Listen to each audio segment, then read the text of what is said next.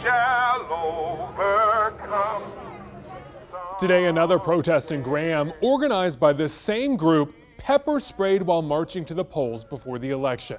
More than 100 marched demanding police and criminal justice reform. WFMI News 2's Ben Smart says the rally was peaceful, with police making no arrest, but tensions did flare up between protesters, counter-protesters, and officers. Tensions ran high at times as a large crowd of protesters walked through the streets of Graham.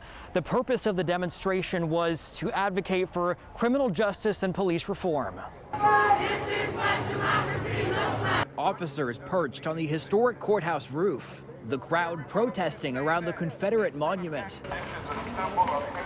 Counter-protesters with Confederate flags calling out. You cannot be nice. There was friction from the start. Graham police showed up where protesters initially gathered at a church parking lot, passing out papers stating there was no permit for the march. The letters only firing up the crowds more. What do we want? Change! Officers issuing warnings again over a megaphone as the march began. Must remain on the sidewalks where applicable. They walked through the city holding signs and chanting. As officers followed along, the group stopped at the Graham courthouse, speakers demanding police reform in Alamance County and across the country. We want police and criminal justice reform in this building behind us, in the office on the other side of us.